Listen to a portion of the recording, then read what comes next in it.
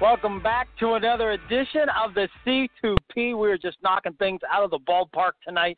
We just had our 2018 post-free agency mock draft, and Justin VanFulpen, the NFL draft guru, the man, the myth, joined us. He was breaking down the picks along with myself. It's a fantastic episode. Some sneaky picks. I think we both took each other by surprise. Some of the guys we wanted may have gotten away, but we'll never share that with each other because we won't talk to one another after that. But with that said, Justin is revealing his top 32 prospects for next year's draft. Not 2018, folks. We're going into the crystal ball. We're going out that far away to 2019. And Justin, that's what he does, man. He's breaking them down not only for this year, but he's already got the bases covered. Justin, welcome back to the program, man. I'm excited about this show because I know these guys, but you know these guys 10 times better than what I do. And you're going to let all our listeners out there kind of find the wealth and information that you provide. But, again, we appreciate you taking some time. When do you start kind of putting the 2019 draft or, I guess, prospect list together, Justin? Well, I mean, I think you got to, start, basically in March. I mean, that's what basically the NFL scouts do. If people don't know, kind of it's a year-long, process. I mean, so basically there's what's called junior days are. And what juniors days are is when NFL scouts go to college campuses and basically work out the to-be senior prospects, the guys who are going to be juniors, or who are juniors are going to be seniors in the fall, and the same thing with, now they're starting allowing guys who are sophomores who will be juniors to also a few schools will allow those guys to work out too for the NFL scouts. So basically, it's a year-round process. So at this time, you're starting to get your list together of, okay, what juniors do you think are going to come out early? Where's some of your seniors who are the small school guys? So again, it's about this time when you start working on the next year's draft, even a month before that current draft is even taking place. So we're 4 weeks away from the 18 draft, but the 19 draft stuff is already stuff not just by me, but by all 32 NFL teams have already started to work on that. I know a lot of these seniors, they've already worked out for NFL scouts, done height, weight, arm length, hand size, took a Wonderlic test. Some schools allow guys to run 40s, most schools won't, but basically everybody will estimate that, and they come basically the spring grades, and those are by Blesto and National. And everyone from agents to financial advisors to guys who run all-star games all try to get their hands on those Blesto and National lists, come May when they have their meetings there basically into May, and basically June, July, everybody in the football business community is trying to find the grades, which is something that always is hard, but somehow always everybody seems to at least to get some scenario of what those grades were. And this past year, Harold Landry, was the number one overall prospect coming out of National and Blesto's grades. And, we've seen where now he's kind of made a rise. I mean, people were talking about him going in round 2, but now after the combine, his pro day, he's kind of rose up to being in the middle of the first round. We had him going number 23 overall in our mock draft to the Los Angeles Rams there. So, again, just kind of how the whole process works. And like I said, we'll get into some of these 2019 guys and have a little fun tonight with that prospects. Awesome, Justin, and exciting stuff. So you're going to list these kind of in an order as you think these guys. However, today we got a long way to go, and these guys will obviously come and go. Some guys might pop up. Some guys might pop off. It's just the way it goes. But nonetheless, I'm excited. I'm sure everybody tuning in tonight is very eager for you to begin this list. So, Justin, you can kind of just name these guys down the numbers and just kind of share a little bit about them, and we'll just go down the list. Yeah, well, let's go 5 at a time here. We'll kind of go out the first 5 here. I think really we talked about this year's draft being the year of the quarterback, where quarterbacks go 1, 2, and 3, and that's how we had it in that mock draft.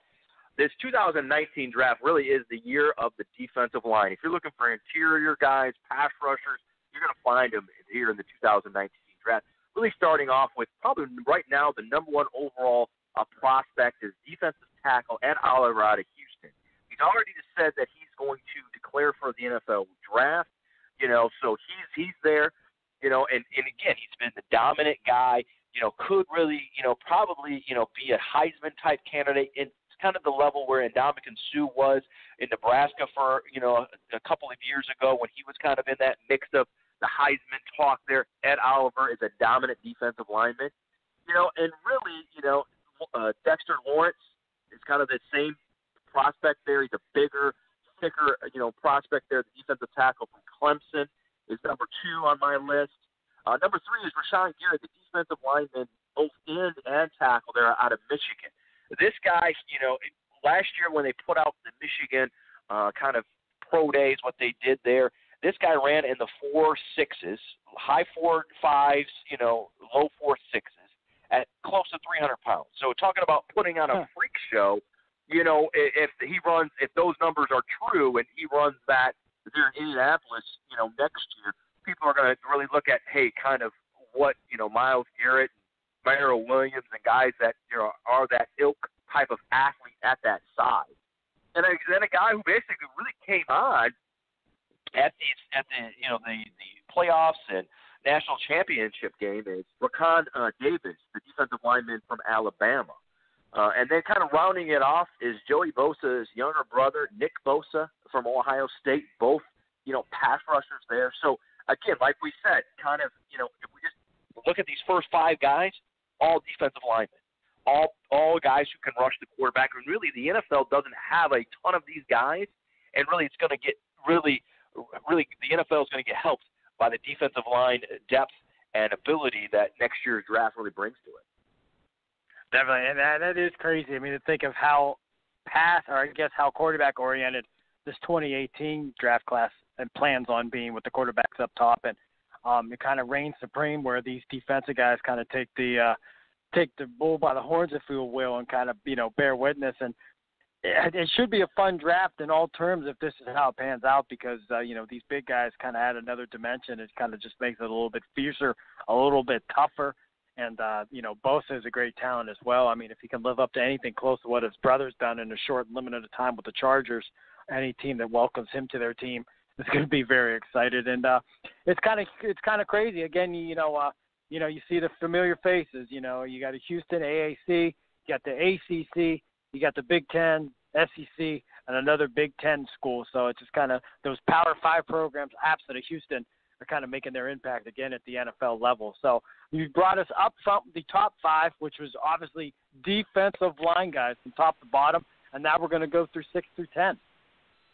Yeah, and then, obviously our first offensive skill guy, A.J. Brown out of Ole Miss. I mean, this guy, he's if he was in this year's draft, he'd be better than Calvin Ridley. I mean, he's really a legit, number 1 receiver and the likes of Julio Jones and Odell Beckham Jr., one of those really true number 1 receivers. I really like him. He's got size. He can run. Really when you think of kind of really that wide receiver athlete, you're looking at A.J. Brown. And then we go back to the defensive line. We go back to Clemson, where Clemson obviously is going to be dominant there up front with the front that they bring. And Colin Farrell, the pass rush, the defensive end, the 6'5", 260-pound guy there who was, a first-team All-American there last year and was the ability to come out this year because he was a redshirt sophomore but decided to come back for another year and he'll be again. He could be a guy like Bradley Chubb. Bradley Chubb could have came out last year and been a mid, kind of mid to late first round pick, but now he could be the number 1 overall, number 2 overall pick, high type thing. And that's where you think Colin Farrell could really kind of help raise his stock there. And then his teammate Christian Wilkins, who could have came out early but decided to come back there, I think is, and again, Clemson, ACC, big school, Power 5 there. And then we talk about, okay, hey, we really don't have a true dominant offensive lineman as regards to a left tackle prospect. Yeah, Connor Williams, Orlando Brown is talked we hear, the kid from Notre Dame, McGlinchey this year. But really, Jonathan Williams out of Alabama, if he kind of keeps developing there, he's a true sophomore this year, so next year he'll be a true junior. But he could be a top 10 offensive. And again, if we go back to the defensive line and back to the SEC, defensive end Marlon Davidson out of Auburn. So if we just look at here, and the guys we talked about, we've only talked about 2 offensive guys. We talked about A.J. Brown and Jonathan Williams. They're out of Alabama in our top 10. We're talking about 8 defensive linemen that could go in the top 10. Ridiculous amount of talent at that defensive line. So you talk about if you need a defensive lineman, you might even look at how you kind of stack the boards and stuff like that. You might say, hey, why do I reach for this guy here when I know next year I can get there's going to be a lot more depth at that position. Awesome stuff. And I was looking at my notes. I mean, 2016, there was 1 defensive tackle taken in the entire first round. And according to the 2019 projections, we basically almost have 2 or 3 going off in the top 10.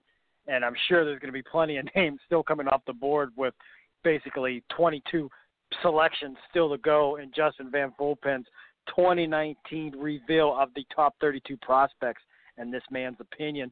Justin, that takes us down through 11 through 15. And again, we have 2 offensive guys off the board from 1 through 10. This receiver, A.J. Brown from Ole Miss, and offensive tackle, true sophomore, Jonah Williams from Alabama. But other than that, it's all interior and ends on the defensive side. But that, Justin, take us through 11 through 15. Well, we go to the wide receiver position, and Colin Johnson from University of Texas really is again, a 6'6", 220-pound, was a true sophomore last year. Really kind of came on, started, made 9 starts, had 50 catches, in the season. Really, really is just kind of scratching the surface of his ability. You think of, okay, kind of those big receivers.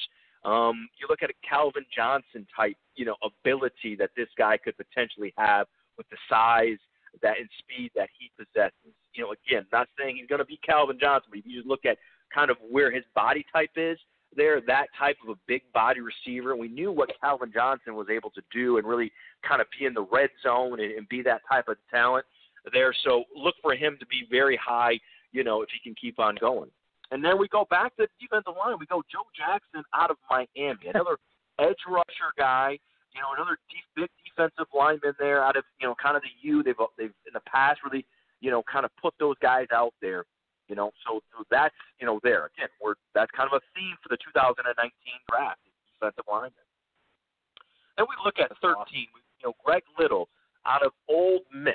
We thought, a couple of years ago, when kind of the offensive lineman went kind of there, we even thought the Ole Miss offensive tackle could be the number 1 overall pick, there. And we saw what happened with the, kind of the smoking the bong and doing all that kind of stuff there.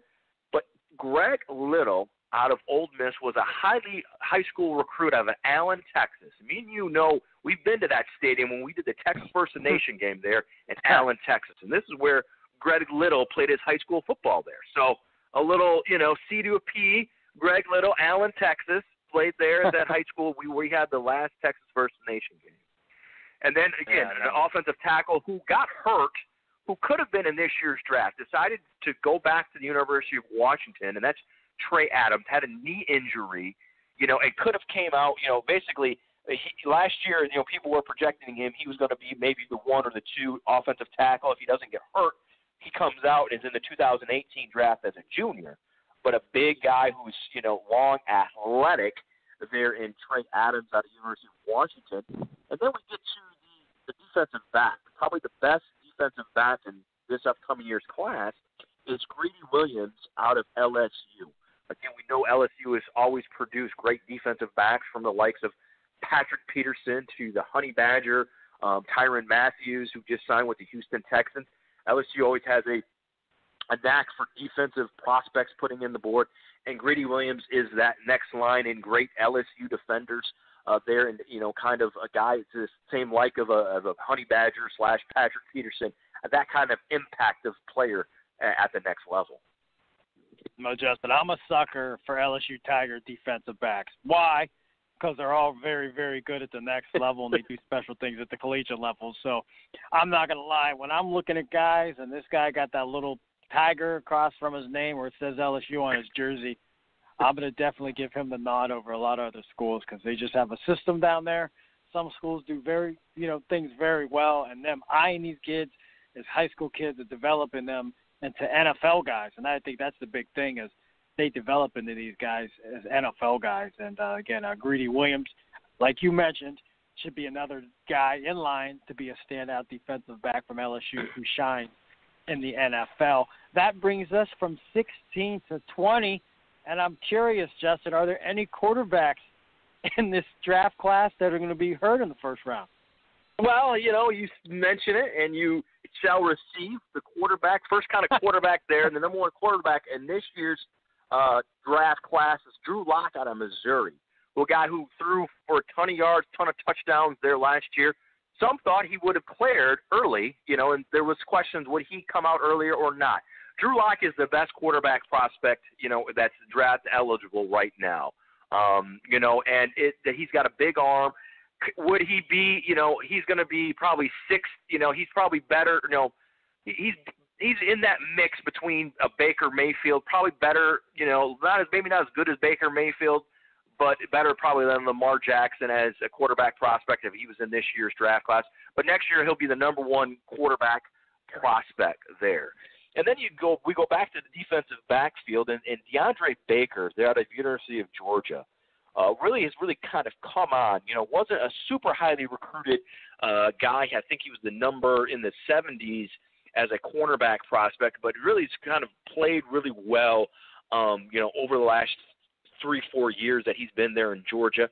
We know Georgia always, produces high-level defensive players just like LSU, and he had a great kind of playoff run there, there with Georgia when they made their run to the national championship game and lost there to Alabama. So watch out for DeAndre Baker out of Georgia. And next we go to the interior offensive lineman. And so he's probably not as good as really the number one interior offensive lineman in Quentin Nelson there at Notre Dame. But Connor McGovern from Penn State is probably not far behind. He's a dominant Big Ten power, fighter, big, hogs is like, the old Washington Redskins, had just a power pig, as, scouts will say, and really, definitely a high-level guy. Again, I don't think he's to Quentin Nelson's type ability, but he's just a shade under that. And then we go, I think next year's, kind of theme of the draft is going to be offense and defensive linemen.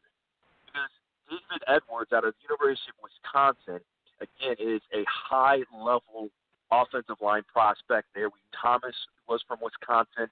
He just retired, but we've had many, many guys out of Wisconsin. It's a factory of offensive linemen. They coach it well. They play it well. It's really kind of an NFL system as they run there in Wisconsin.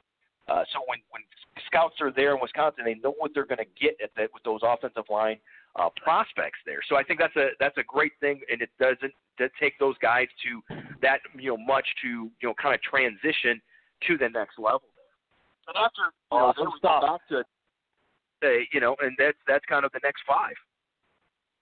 That's awesome, Justin, and it's crazy to think when we just transitioned from 2018 looking ahead to 2019, how different these drafts are going to look in terms of the positions being set.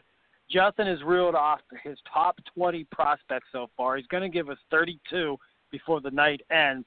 But 14 out of the top 20, they're either offensive or defensive linemen, and 9 of those top 20 hail from the defensive side of the football. So it just shows you this is going to be an offensive and defensive front draft next year.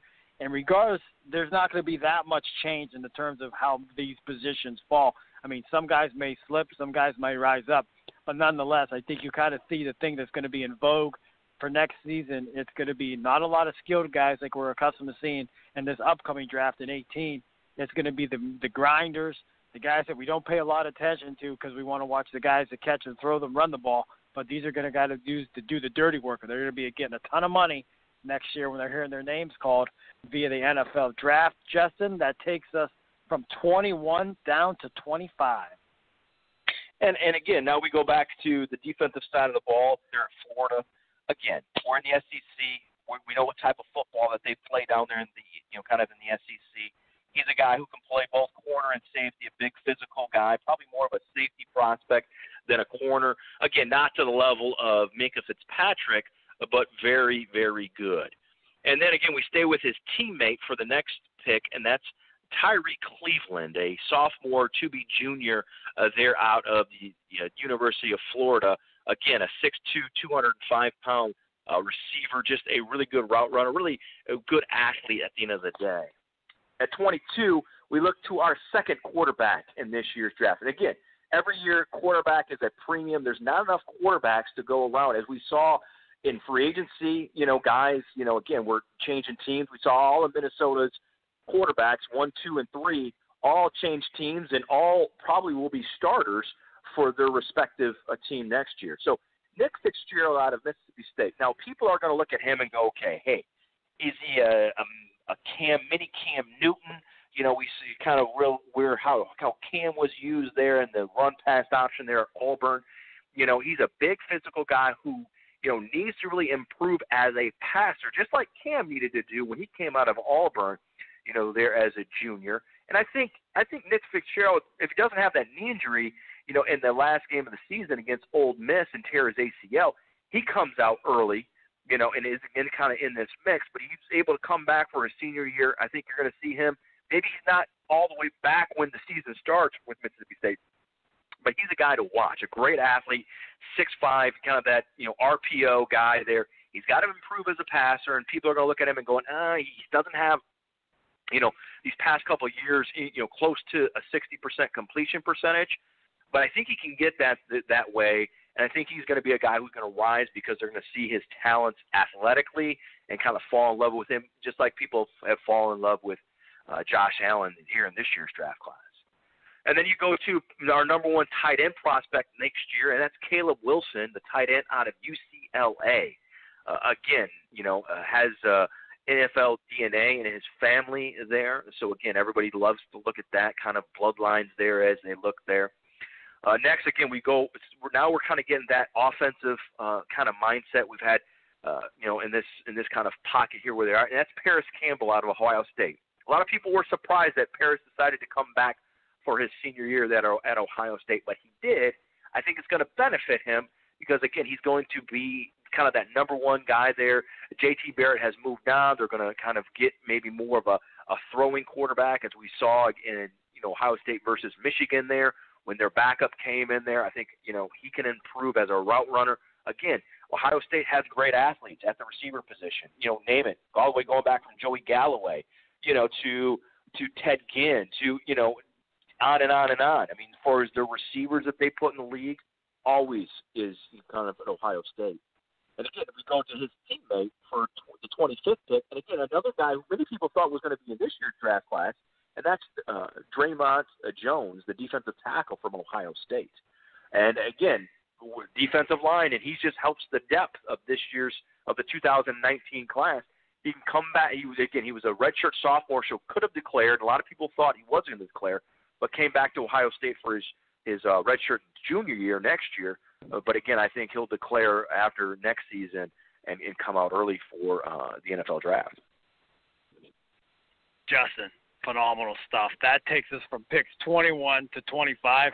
And as you mentioned, that was a little bit of an offensive pocket with 4 of the 5 guys being on the offensive side. 2 receivers, Nick Fitzgerald of Mississippi State, the quarterback, and a tight end. We didn't have any tighter ends going in our mock draft that we did earlier for 2018, but one of them ends up on the board in Caleb Wilson from UCLA.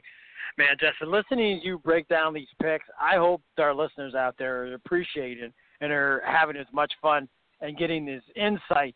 And, folks, when you listen to this show, you might want to listen to it again because then you can kind of start talking smart in front of all your football friends, and they're going to wonder how the hell you know all this information, and they're going to know. Well, they might not know unless they listen in, but you're going to know because you listen in with Justin VanFulpen as he breaks down his top 32 prospects of 2019, sharing them here on the C2P. If you miss any of these shows, always you can check them out at iTunes and Blog Talk Radio. You just simply type in 2018 NFL Draft Class, and these links will appear. And I encourage you to listen to the mock draft. And then we're also going to be breaking down position as we move closer to the 2018 draft. Nearly a month away, but we're going to go with the positions as well, with Justin sharing his invaluable insight that he brings to the table. It's just awesome that he shares this with us. Justin, I guess we're going to go 26 through 30, and then you can wrap up the final two, but it's all yours, my man. Well, again, I mean, we talked about, hey, where are these offensive stars? And when we just did this mock draft, I think we had two receivers that went in the top 32. And again, even though we've been at offensive and defensive linemen, really kind of heavy here, we go back to the receiver position there, and Armani Richards out of the University of Miami. He was banged up this past year when really they made a kind of a revival of their franchise down there as the U, as they call it. I mean, when he was a freshman, he averaged 19.1 yards a catch, had almost 1,000 yards as a true freshman. Last year, people were expecting a lot of things, still averaged 18.3 yards per catch, but, only played in a handful of games. He missed a lot of games with injury. If he stays healthy, big-time talent there. And then we had Saquon Barkley in the top 5 there. We're going to go back to a running back position, but we're going to go to Oklahoma. And Rodney Anderson, the running back out of Oklahoma. Obviously, there were some off-the-field issues that, got cleared up there, and, he was able to play. It really helped as far as in the championship game, in the playoffs there against, as they kind of rolled through in that game against Georgia there. Had 1,100, rushing yards there, and really, guy who's a big-time running back, could potentially come back. Would only be a redshirt sophomore next year, but obviously 3 years out of college, 3 years out of high school makes him eligible for the draft. So, but I think Rodney Edwards, as we saw, running backs, there's a life, shelf on how many carries that they can take. And so I think Rodney Edwards has another good year and declared for the NFL draft. And then another guy who people thought, hey, this guy was coming out early this year, but decided to go back to Boston College, and that was Zach Allen.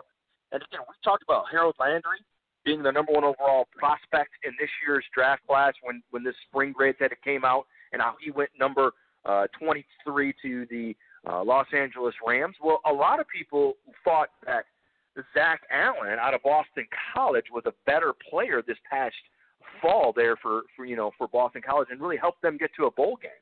Surprising, and again, he decided to come back, and again, it's helped really that defensive line depth there with Zach Allen out of Boston College. And now we get to our third quarterback in the top 32, and that's Clayton Thorson out of Northwestern. Now, even before he tore his ACL in the bowl game, he had decided that he was coming back for Northwestern. I think it was a great decision for him. But then after the unfortunate injury there in the bowl game, he knew that obviously he was going to come back already, and it obviously turned out to be, the right decision, again. And I think he's a guy who's got to improve.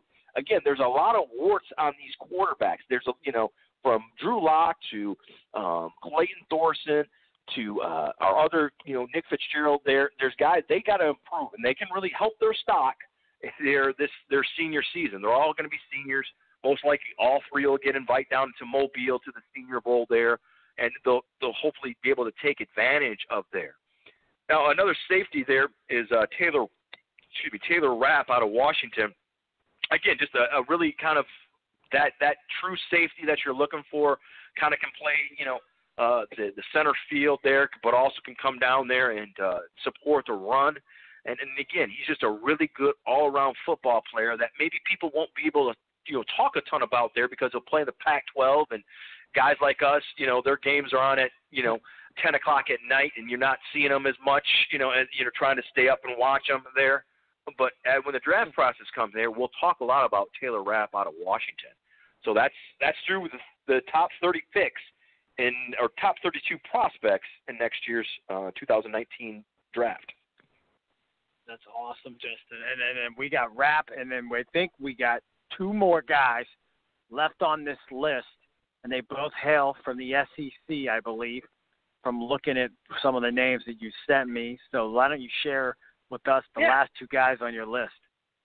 Yeah, and I think that it's a running back, the 31st pick would be Damian Harris out of Alabama.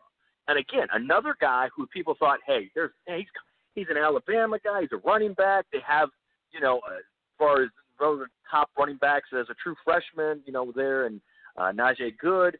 For Damian Harrison to go back to Alabama really helps the Crimson Tide. They rushed for over 1,000 yards this season there. And again, top talent there at position there, and definitely a player there. And then a linebacker out of your favorite defensive school, LSU, Devin White, And again, some of these linebackers out of LSU, people don't talk about them in college. It's not like, oh, they're getting a bunch of hype and stuff like that, and then they end up, late first, early second round picks, and people are like, well, who is that guy? I don't remember him. And he's like, oh, he played at LSU? I mean, because they just have a factory. They just always get great athletes. They coach them up well down there, and they just really provide a great, prospect for the NFL to really kind of, build on there. So again, Devin White, the linebacker at LSU, is a name to watch for the 2019 NFL Draft. Awesome stuff. Once again, NFL draft guru Justin VanFulpen, kind enough to join us here on the C2P as he just revealed his top 32 2019 NFL available prospects. And it's just, Justin, that was one of my favorite shows that I've done in a long, long time. I felt I was just sitting back, sucking it all in, taking each piece and tidbit that you relayed to me and the audience that are out there enjoying what you've done. And I said, the best part about it, Justin, was this just wasn't a list of names just posted on the internet. I mean, you gave the names and then you went with a background check on these guys. So, it just shows you, you were far advanced than many others in doing the craft that you love and that you were able to share with us tonight, man. I can't thank you enough, man. I know our listeners are going to get a bounty out of that, and I think they're going to fall in love with you and want more from you as we move forward. But, Justin, you're fantastic, man. That was just phenomenal. It was just great. I should have had you do the top 500. We could have just went all night. I know time doesn't allow for that, so we'll let you go because we know we got a lot of other things to do before we move to the draft. But, Justin, man, that was fantastic. Yeah, I just want to say, when you look at, we've talked about the quarterbacks. And, again, I think you'll see those three quarterbacks, and maybe there's going to be a guy who comes out of kind of nowheresville, there. But when you look at the quarterbacks, we did see, we see guys that are getting older. Phillip Rivers, Ben Roethlisberger, Eli Manning, again, and there's only so many top-level guys. So quarterbacks are always going to be a premium. We're never going to have enough of them because once we kind of feel like we have a bunch of great starting quarterbacks in the NFL, they all have to retire. Tom Brady's got to retire sometime. New England's got to figure out what they're going to do next, And so again, he can't play to he's 50 unless he has found Ponce de Leon's, in the fountain of youth, but I don't think he did.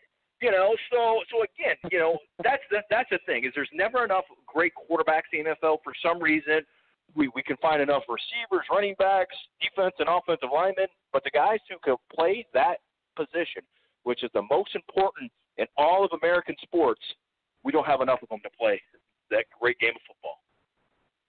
That's awesome stuff. Well said by none other than Justin VanFulpen. Justin, we appreciate everything you do for us. You're fantastic. Just enjoy your evening and take a deep breath. I know that was a lot of work because you basically carried this particular program for the last basically 45 minutes as you broke down the top 32 2019 process, all done by yourself, all your work. I had nothing to do but benefit from listening to it.